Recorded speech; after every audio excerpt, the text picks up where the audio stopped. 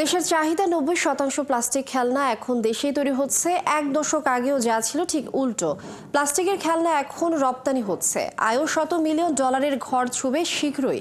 এটি আগামী 5 বছরে $1 বিলিয়ন নেওয়াও সম্ভব মনে করছেন খাত সংশ্লিষ্টরা।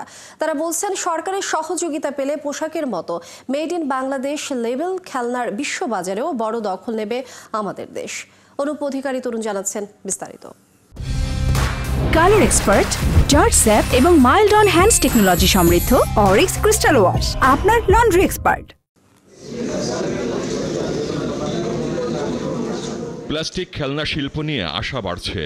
দেশের চাহিদার 90% এখন পূরণ করছে দেশীয় ছোট বড় 2558টি প্রতিষ্ঠান।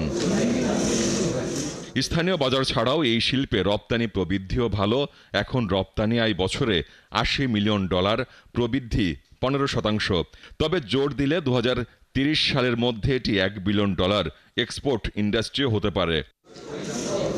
তবে বাংলাদেশের টয়েজ প্রযুক্তি গুণগত মানের দৃশ্যত চীন, তাইওয়ান ও ভিয়েতনামের তুলনায় অনেক পিছিয়ে। এই সব দিকে এ খাতকে আরও এগিয়ে নিতে রাজধানীর হোটেল ইন্টারকন্টিনেন্টালে চলছে 2 দিনের টয় এক্সপো। অংশ নিয়েছে উৎপাদনকারী 20টিরও বেশি প্রতিষ্ঠান। আকিজের টয়েজের বাজারটা এই মুহূর্তে বেশ ভালো, লোকালিও অনেক ভালো, এক্সপোর্ট মার্কেটেও অনেক ভালো। লোকালিও আমরা অনেক ভালো সেল করছি।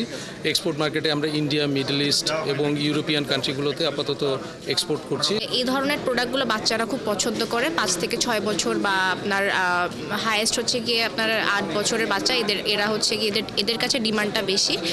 বাংলাদেশে অনেক বেশি আপনার ডিমান্ড আছে বাচ্চাদের জন্য।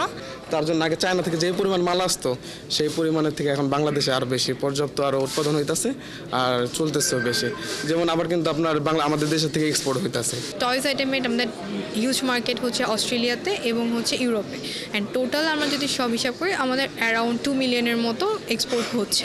অ্যান্ড আমরা ইউএসএ মার্কেটে আমরা নতুন এন্টার করছি। 2024 সালে বৈশ্বিক খেলনা বাজারের আকার ছিল $115 বিলিয়ন, যেটি 2034 সালের মধ্যে $203 বিলিয়ন পৌঁছাবে বলে পূর্বাভাস দেওয়া হয়েছে। অর্থাৎ 10 বছরের মধ্যে বিশ্ববাজারের 2% নিতে পারলেও বছরে বাংলাদেশে খেলনা রপ্তানি আয় ছড়াবে $4 বিলিয়ন। অনুপ অধিকারী তরুণ, 71, ঢাকা।